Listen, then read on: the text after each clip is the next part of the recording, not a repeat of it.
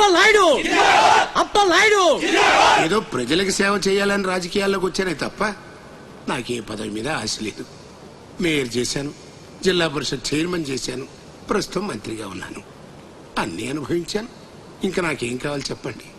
మరి ఇవాళ ఢిల్లీ నుంచి మన పార్టీ రాష్ట్ర ఇన్ఛార్జి జాఫర్ ఖాన్ గారు వచ్చారు. ఇదిగో అప్పలనాయుడు, ఈసారి నువ్వే మళ్ళీ ఎలక్షన్ లో నిలబడి మన పార్టీని గెలిపించాలయ్యా అని ఆదేశించారనుకోండి, నిలబడతాను. అప్పలనాయుడు అప్పలనాయుడు.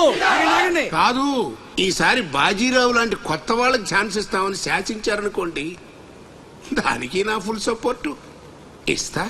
పార్టీ అధిష్టాన నిర్ణయానికి కట్టుబడి ఉంటా. ఎంతకంటే ఏంటంటే మీరు మాట్లాడేది? మీ కాకుండా ఇంకోళ్ళు ఎవరికో టికెట్ ఎలా ఇస్తారు? సముద్రం లేని వైజాగ్ ఎలాగో మీరు లేని పార్టీ అలాంటి. అప్పలనాయుడు అప్పలనాయుడు అప్పలనాయుడు. ఆపండి ఆపండి. అసలు మీరే కనుక లేకపోతే గత ఎన్నికల్లో పార్టీ నెగ్గేదా? ముకుందం గారు మాట్లాడకండి.